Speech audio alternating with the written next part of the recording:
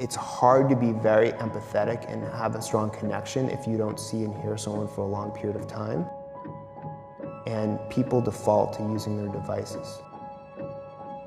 Don't accept what you see with your eyes. Look for something deeper. We underestimate how artificial it is to have a constant companion. You're doing this because you're like, I want to feel accepted. But by doing this all the time, you're actually feeling less connected and less accepted. We're absorbing too much information on our phone. Naturally, we're thinking about ourselves. Getting outside of yourself and finding other people more interesting than yourself. Use technology as a bridge to human interaction. Don't let it be a barrier to the very relationships that you need to survive. And so people tap their phones over 2,600 times a day. They look at their phones every 12 minutes, sleeping with their phones, which isn't healthy. And so I think this sort of low-grade hum of anxiety that so many people feel today is actually lack of solitude. So every time you have a down moment, you're looking at social media. You don't get the downtime that your brain needs just to do all the things it expects to have time to do. But there's actually an insecurity, a self-doubt, where you're trying to please people and maybe you go a little extra hard. If you go back to the beginning of the iPhone in 2007, there was nothing about this tech that meant for you to look at it all the time. Right? Steve Jobs was a minimalist. His whole thing was, I want to take something that's really important to you, and then I want to make the experience beautiful. That was smartphones. It was this beautiful tool that you brought out occasionally to do specific things. Yet I find, especially with people my age, everyone is not only looking for validation, they are afraid, they have true fear to leave a relationship because they don't want to be lonely. They have fear of being judged, so they just stay online. We're watching the same world, the same reality, but we experience it differently. So you have an attitude that colors what you see, and some people have an attitude that tends towards the negative. You have certain beliefs, certain ideas about life, and you're not willing to change them. And so you want an attitude that's expansive, where you accept people, you're not always judging them, you're not negative about them, you understand that people can't necessarily help who they are. And this is when we got the likes and the retweets and the favorites and the photo auto tag. So now every time you hit this app, you could see some indications. Are people approving of me? Or people thinking of me? And that's what changed our relationship with the phones from this Jobsian vision of this is a beautiful object that does a few things really well into I have to look at this when I'm walking the dog. I have to look at this, when I'm in the bathroom. I have to look at this when I'm in the line. There was nothing fundamental about the tech that said we need to be looking at this all the time. That was essentially a business model. And the research shows that people should have some alone time and then sometimes a collaborator be with other people. And the healthy balance of both is really important.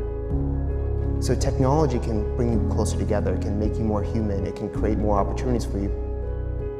But at the same time, if we're always overusing and misusing this technology, it can bring us further apart and damage our relationships. Their issue was autonomy. People were feeling like, I am losing control over my life. And that's why I'm upset. Not that this is always bad, but it's that I'm doing this more than I should. I'm doing this more than is useful. I'm doing this more than is healthy. I'm doing this to the exclusion of things that I know are much more meaningful. I feel manipulated, like how I feel, my emotions, that somehow these algorithms are changing how I feel. And so the argument is, I'm losing my autonomy as a human being. The problem in our culture is it's a burnout culture. People are working more hours, especially with technology. People are working nights, weekends, and vacations. Not having your phone is the new vacation, right? Because there's a guilt feeling, there's a convenience feeling, and an addiction. Number one need that humans have, I want you to remember this, is to feel validated by other people.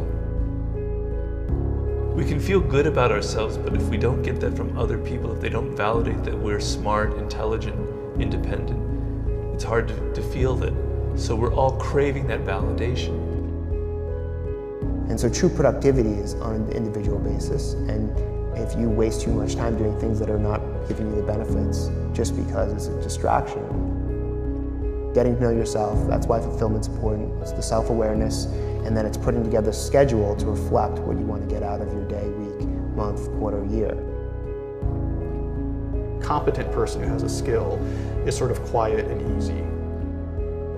The non-competent person is out there yelling into the void online. So Generation Z, which is the first generation to have sort of ubiquitous access to smartphone and social media as they enter their young adolescence. This generation, that's where anxiety-related disorders were literally off the charts. Not useless to be on Facebook, but it's not the issue. It's that this has become so compulsive. What do we need to flourish as human beings? You do activity that has intrinsic quality, right? So you go out there I want to do things with my time that itself is high quality, and there's value in just doing that. And then in your professional life, you look to make impact. New research shows that open offices are bad for human interactions. So if you're not getting your alone time, if you're always hearing and seeing people in the office, you're very distracted. But if you're not getting that, and you don't get any human interaction, that extreme can hurt you as well. I mean, when things become dangerous in our life is when you start using them to escape harder things that you don't want to confront. People are most creative in conversations with other people. People make you more creative, not sitting and looking at a wall, not looking at your computer all day or your device. So we're wired to be very fulfilled when we can take an idea and manifest it in the physical concrete world. Which is why there's a type of fulfillment we get when you knit something or you carve something or whatever it is that you don't get on a screen. We are not given natural guidance in life. We could wake up and we could not go to work tomorrow. We could suddenly do whatever we want if we felt so inclined. So we have to create our own sense of purpose, and that purpose can't come from the outside.